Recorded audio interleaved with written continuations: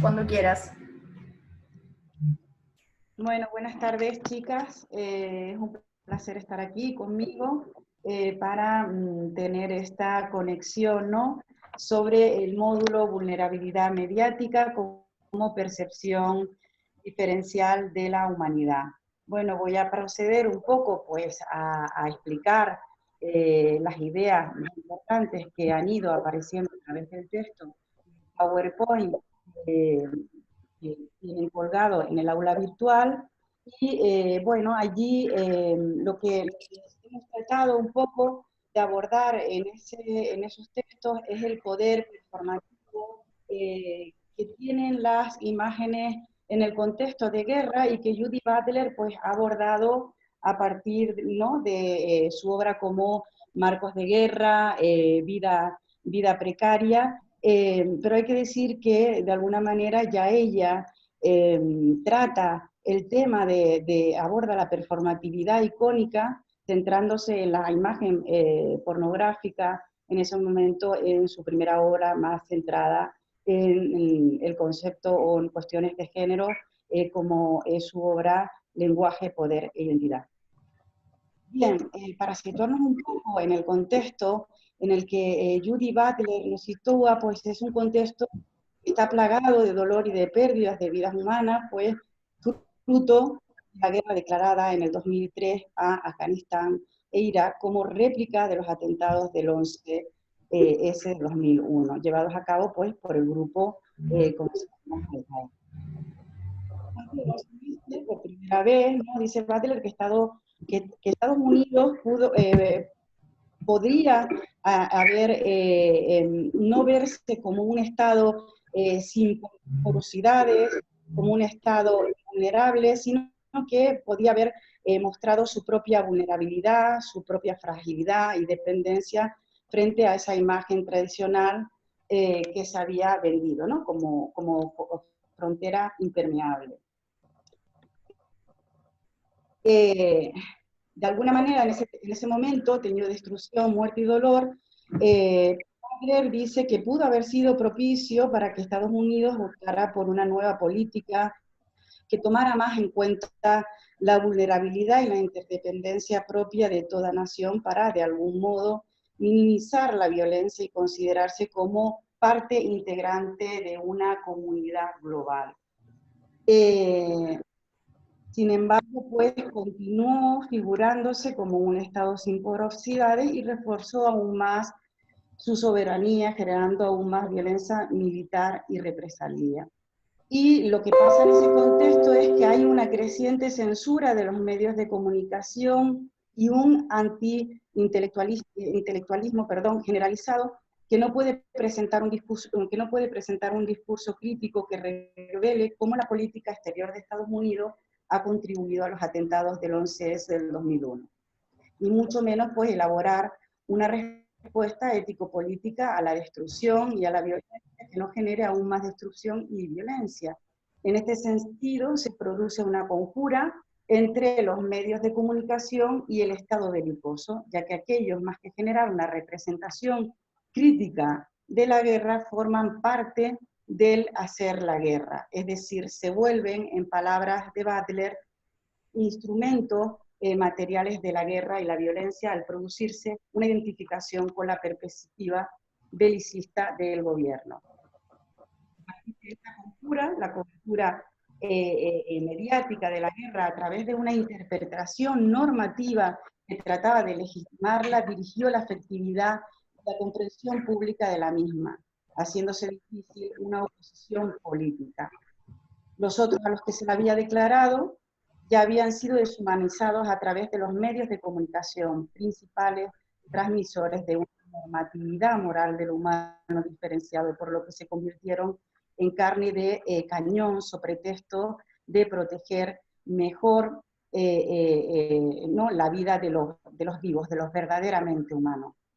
Las iconografías y los a través de su circulación o de su ocultamiento constituyeron procedimientos de retórica pública que produjeron una ideologización ético-diferencial que favoreció la aceptación de la guerra. Los otros demonizados como encarnación del mal absoluto, la barbarie, el fanatismo árabe musulmán, mientras los estadounidenses eran definidos por su opuesto axiológico, el bien infinito, la civilización, la racionalidad. Se presenta un marco en el que es mucho más asedera la guerra, porque las vidas que son objeto de destrucción y de violencia son transmutadas representacionalmente en vidas que no merecen estar vivas, aunque lo estén, y por tanto no pueden percibirse como preciadas. La pretensión es tendenciosa, humanizarse a sí mismo, incluyéndose en el lugar de la humanidad normativa universal, y deshumanizar al otro, excluyéndolo de esa universalidad de lo humano. Pues bien, así a partir de este contexto general, Judy Butler reflexiona sobre la capacidad de respuesta ética de los demás a partir de las fotografías de los cuerpos torturados en las cárceles de Bahía, Guantánamo, Abu Ghraib, pues dando cuenta cómo ciertas imágenes no suscitan en nosotros ningún sentido de la precariedad de la vida, aún siendo escenas de sufrimiento y dolor que deberían impactarnos y apelar a nuestro sentido de la crítica y de la respuesta moral. Por ello, la filósofa explora críticamente el modo en el que los medios de comunicación efectúan la humanización y la deshumanización, para cuya tarea se va a servir del filósofo Emmanuel Levinas, que hemos visto durante el curso, que le va a proporcionar elementos para un análisis de la relación entre representación y humanización a través de la figura del rostro del otro, ¿no? Butler asimilará la noción de rostro ético levinasiano como aquel aspecto de la vida y su expresión que enuncia vulnerabilidad, agonía, sufrimiento, pero literalizará esta metafórica del rostro, por decirlo de alguna manera, al tomar el origen de la moralidad en la propia corporalidad, abordando la diferencia de Levinas a partir, ¿no?, de un marco, del marco de una ontología social como punto de partida, y la cito, para ampliar las reivindicaciones sociales y políticas respecto a los derechos a la protección, la supervivencia y la prosperidad. Digo literaliza porque aunque para Levinas el sentido de la ética se halla en la corporalidad humana, se trata, como aprecia Belén Altuna, de una corporalidad descontextualizada, que no se ve, que está fuera de las coordenadas culturales, ideológicas y pasionales. La recepción de Butler, en cambio, operará una transposición cultural de la ética levinasiana al llevar la corporalidad al orden público de su representación, para analizar críticamente cómo los medios de comunicación explotan la precariedad a través de la humanización y la deshumanización, estableciendo el valor diferencial entre las vidas que valen la pena y las vidas que no valen la pena, y que la filósofa plantea como la contienda corre de los límites de lo humano. Límites que dependen para Butler diferentes que se plasman a través de políticas y culturas identitarias que valoran la vida de modo diverso, prescribiendo qué vidas son posibles y cuáles no, en relación al daño, el dolor y la pérdida. Es aquí en la relación entre humanización y representación donde Butler pone la atención en la noción de rostro ético de Levinas. Relación que está influida por la intervención. No sé si se oye, pero está infundida por la interrogación acerca de si las imágenes que ilustran la guerra de Irak son capaces de generar una respuesta ética ante el sufrimiento, la precariedad de los otros, y de manera más o menos explícita, existe o pudiera existir una representación normativa de la humanidad que sirva como criterio para juzgar tanto la violencia terrorista como la violencia bélica norteamericana. Pues bien, un poco antes de adentrarme en el uso que hace Butler de la noción de rostro levinasiano, algo que es muy complejo y que explicaré en lo sucesivo, antes de adentrarme en esa noción, ¿no?, para pensar, ¿no?, porque Butler va a esa noción para pensar en esa posible representación normativa de la humanidad, pues me gustaría un poco explorar la relación entre corporalidad y precariedad o vulnerabilidad brevemente.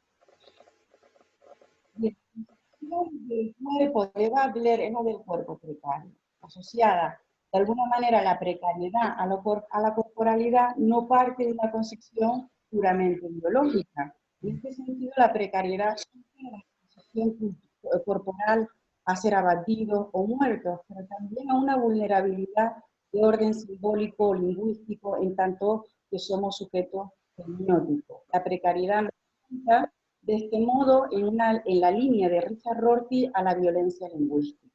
En el contexto mediático de las guerras como la de Irak y Afganistán, la precarización simbólica bajo la figura de la visualización de los árabes musulmanes fue claramente la precondición que legitimó al Estado norteamericano para llevar a cabo la guerra que tuvo como consecuencia la muerte de cientos de miles de víctimas.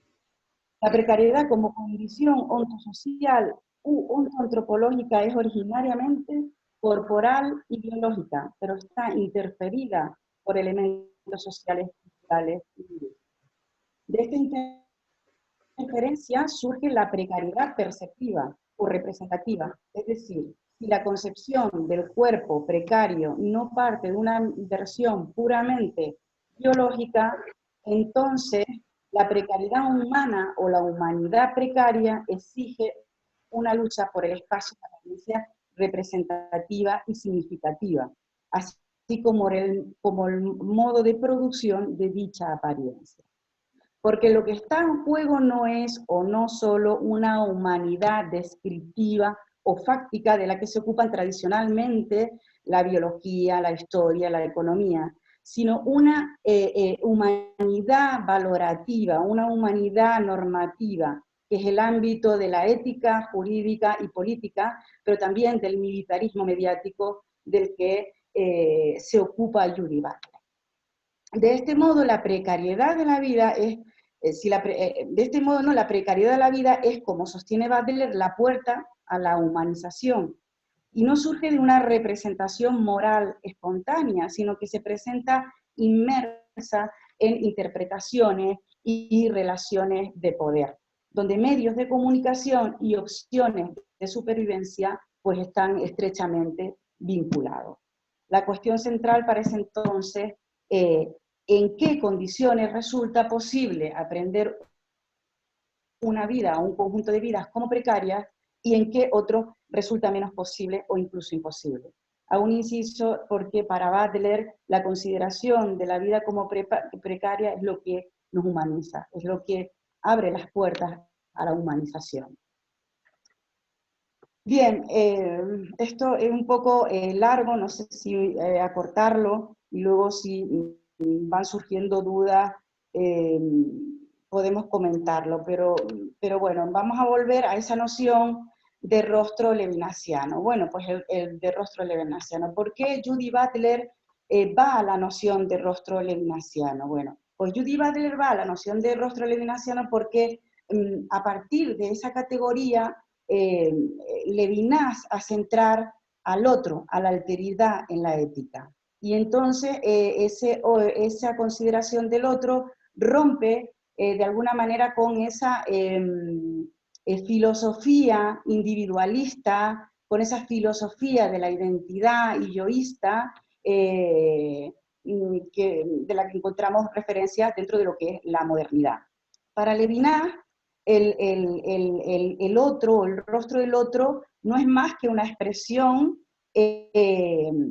que significa al margen de cualquier intención de significar y por tanto su expresión no se articula como palabra que proviene de la boca porque el rostro, dice Levinas, y su expresión no son un dato aprehensible, ya que no pertenecen a ningún sistema lingüístico. Más bien esta expresión es la condición de posibilidad de todo lenguaje, cuyo rasgo más destacado es la relación con el otro, cara a cara. Este rostro precede de alguna manera al signo, a su imagen, el rostro oficial, el rostro fisiológico, al rostro corporal, pues en lugar de ser un dato aprensible, unos ojos, una nariz, pues desborda cualquier forma, ¿no?, en la que se presenta.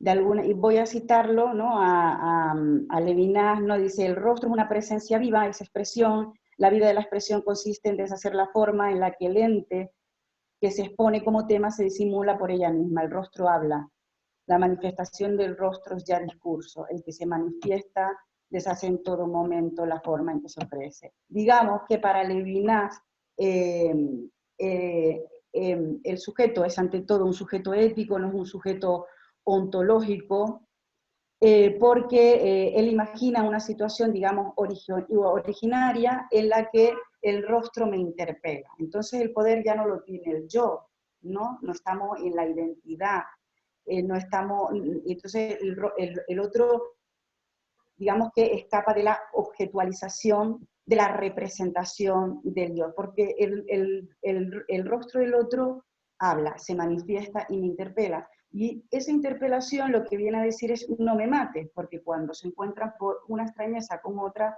pues a veces suscita, ¿no?, la extrañeza e incluso la vulnerabilidad del otro cuerpo, suscita esa aprensión de la vulnerabilidad, suscita la violencia. Pero ese encuentro entre el yo y el otro, que es interpelativo, el rostro del otro como expresión, lo que viene a decir es no me mato. Entonces el yo pues tiene la posibilidad de responder, ¿no? En una relación de responsabilidad. Por eso ya en el lenguaje mismo está, en esa estructura de interpelación, ya está instalada la ética, ¿no? Y lo que viene a decir es no me mate, y bueno, el yo pues tiene la posibilidad de responder, de responsabilizarse, ¿no? Pues responder con violencia o responder con no violencia, o con indiferencia, que es una forma de respuesta más. Con lo cual ya el sujeto aparece para Levinas moralizado, pero esto no es lo que me interesa, sino lo que nos interesa aquí en la cuestión de la representación y por qué Butler va a ese concepto levinasiano de rostro, es porque el rostro del otro o el otro no puede ser representado. El rostro es un rostro ético. Y la representación no puede atrapar al otro, porque el otro es inaprehensible, es absolutamente otro. Entonces, de alguna manera, para Butler, de alguna manera, pues esta significación del rostro en Levinas solo va a ser ética, y por ello él va a hablar de los términos de miseria, de pobreza y de hambre que aparecen una y otra vez en la argumentación levinasiana, para hacer referencia a que este rostro no describe físicamente al otro, sino que concentran de alguna manera metafóricamente la significación a través de la cual su presencia, la presencia del otro, se impone éticamente. Por tanto, podemos decir que Butler amplía la vulnerabilidad constitutiva del sujeto, arguyendo pues motivos un poco más sociológicos y culturales de interdependencia, por los que marcar la vulnerabilidad del sujeto, que concretan la relación original a partir de la cual Levinas suscribe su ética de la alteridad. Es decir, él habla de que el rostro del otro no es un rostro concreto, pero Butler hace una transposición cultural de esos rostros porque lo lleva a rostros concretos, que serán los rostros de Osama Bin Laden, de Yasser Arafat, de las mujeres afganas. Entonces, de ahí esa transposición cultural, ¿no?, de la ética levinasiana. ¿Y cómo lo va a hacer ella? Pues ella, de alguna manera, va a trabajar con esa noción de rostro, pero trabaja a su vez con otra, ¿no? O sea, son dos dimensiones del rostro diferentes, pero que están entrelazadas.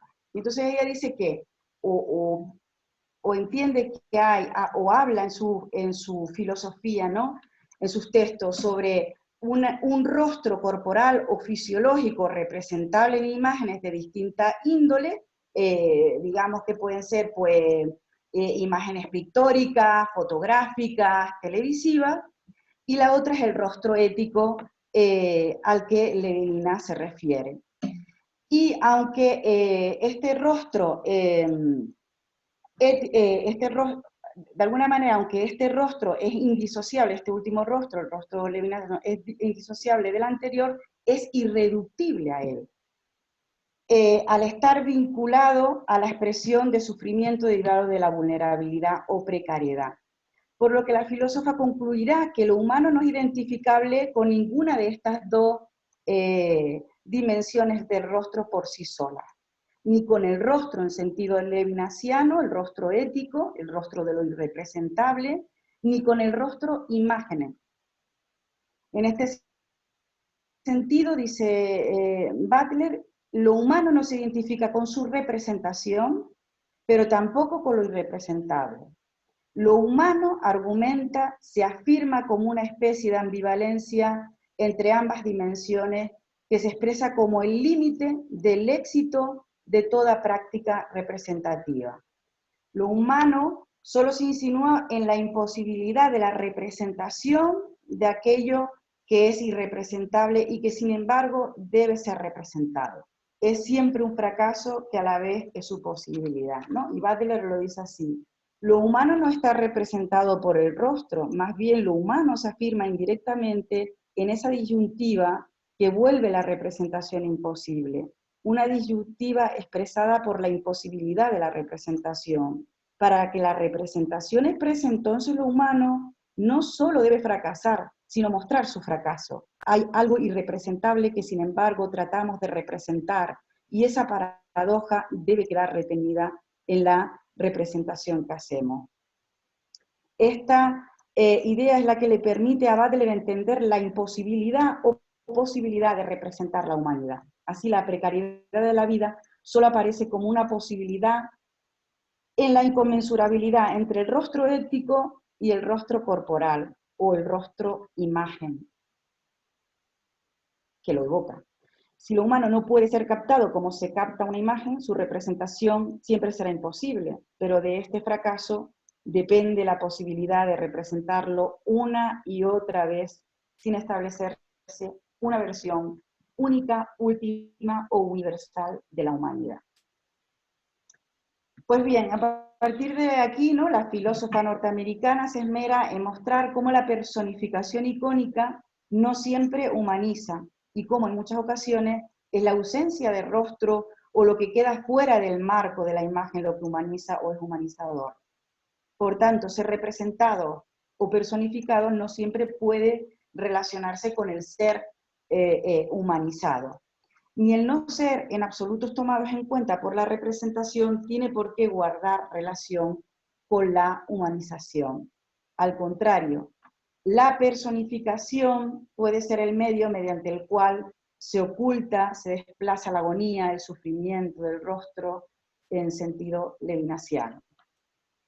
Butler ejemplificará, tal y como vimos en los textos trabajados, el modo en el que a través de la personificación icónica se efectúa la humanización mediante el tratamiento que se le ha dado en los medios de comunicación a determinados rostros, ¿no?, como Osama Bin Laden, Yasser Arafat o Saddam Hussein. En suma, lo que hacen los medios de comunicación con esos rostros es personificarlos como si fuesen la totalidad del mal o la maldad absoluta, deshumanizándolos, demonizándolos a partir de una retórica normativa que divide el mundo en nosotros, los absolutamente buenos, y ellos los absolutamente malos. Se trata de un binarismo axiológico que permite justificar la guerra, y Butler señala cómo maniqueamente se nos presenta, de alguna manera, es otro ejemplo, la imagen de Colin Powell sentado delante del Guernica, representado como el rostro del bien, del triunfo de la democracia y, a fin de cuentas, de la humanidad. Lo que los medios de comunicación hacen con esas iconografías o fotografías es performar una imagen de lo que se considera humano e inhumano a través de marcos interpretativos y normativos que dividen las vidas en dignas e indignas con la finalidad de provocar reacciones afectivas que de manera diferencial nos identifiquen con ciertos rostros y nos desidentifiquen con otros. Otro ejemplo recurrente para Butler que también vimos en los textos de cómo se performa la deshumanización mediante la personificación del rostro, el de las imágenes de las mujeres afganas desnudas del burka para mostrar sus rostros. Ella explica cómo esos rostros son mostrados en el New York Times como una representación del triunfo democrático norteamericano. Por tanto, esos rostros fotografiados están enmarcados en la perspectiva norteamericana, cuyo significado apunta que, y la cito, estas jóvenes desnudaron sus caras como un acto de liberación, como acto de gratitud hacia el ejército norteamericano y como expresión de un placer súbitamente autorizado. No obstante, en la medida en la que los periódicos divulgan estas fotografías, el rostro de las chicas afganas es en muchos sentidos un arreglo para la cámara. La imagen está desde el principio construyendo un punto de vista o interpretación con lo que el observador se identifica con la imagen de triunfalismo, misión civilizadora norteamericana, ¿no? De alguna manera, Butler da cuenta de cómo estas personificaciones icónicas del rostro desplazan o incluso ocultan el terror, el sufrimiento vivido y el dolor de las pérdidas como consecuencia de la guerra de estas chicas afganas, ¿no? Vivido por estas chicas afganas. De manera que podemos constatar que el rostro-imagen, es decir, las producciones y reproducciones mediáticas, han realizado un encubrimiento del rostro sufrimiento o vulnerabilidad, o si se quiere, una eliminación de lo humano al no hallar atisbo en la representación de la agonía y el sufrimiento vivido por estas chicas afganas. En efecto, la deshumanización pues, ha sido llevada a cabo en y por medio del rostro-imagen, a través de las fotografías que pretendían establecer de manera perceptible el paradigma de lo normativo, o el paradigma de lo normativamente humano o de la humanidad. De este modo, la paradoja de la personificación icónica nos instala en una fuerte tensión entre la humanización y la deshumanización, entre lo representable y lo irrepresentable, fruto de la inconmensurabilidad del rostro corporal o imagen y el rostro ético o vulnerable en sentido levinasiano. Por un lado, la imagen proporciona un rostro humano a las mujeres afganas, pero ese rostro no es un rostro humanizador al suspender la precariedad de la vida, es decir, al ocultar de alguna manera el sufrimiento vivido por esas chicas y mostrar pues, esos rostros como triunfalismo, como imagen del triunfalismo norteamericano. Pues de alguna manera la conclusión es que el rostro no humaniza en cualquier contexto. Y de alguna manera, pues para finalizar, con Butler podemos preguntarnos qué es lo que permite a un rostro, a una vida, mostrarse en su precariedad, en su pena o sufrimiento, y qué es lo que impide verlo de este modo. Pues bien, la respuesta para ella es que dependerá de marcos interpretativos y normativos que como tales establecerán qué va a ser y quiénes incluidos en lo humano y qué o quiénes excluidos. Por lo que su apuesta es la de establecer modos públicos de mirar y escuchar que puedan responder al grito de lo humano dentro de la esfera visual, sin caer en el equívoco de creer en una verdad de la imagen o una imagen más verdadera, puesto que no existe un único marco normativo que represente a la humanidad. De hecho, nos sugiere algo que va mucho más allá, que la representación de lo humano está abocada al fracaso porque las normas con las que toda representación está comprometida se hayan de antemano frustradas, pues la humanidad no es representable en sí misma. Se trata, como bien apunta a Gabriel Bello, de performaciones culturales cuyo significado es el efecto de humanización y deshumanización que producen. Pues bien, he finalizado. Es muy denso, pero creo que la conclusión no es que no hay una única humanidad normativa, sino que hay muchas humanidades y que parece que a veces poder atisbar a lo humano o acercarse más a lo humano en su representación está en mostrar que esa representación que yo puedo tener de lo humano es relativa, ¿no? Que es una más entre muchas, ¿no? Y que es una representación que de antemano está frustrada. Y por tanto lo que hay pues, son muchas humanidades y por otro lado también me parece muy interesante el conflicto también, de alguna manera, de establecer por establecer luchas epistemológicas para incluir dentro de la humanidad aquello que está fuera de la misma y ir ensanchando esa humanidad que, aunque no universal y total, puede mejorarse. Y bueno, esto es todo. Estoy encantada de poder haber estado con ustedes en este curso y pese a que no hay nadie conectado, pues espero que se pueda abrir un debate pero en torno a estas cuestiones y nada, que aquí estoy para debatir, ¿no? Que el debate es lo que de alguna manera nos enriquece poder enfrentar posturas, ¿no? Pues nada, muchas gracias. Muy bien. Bueno. Uf.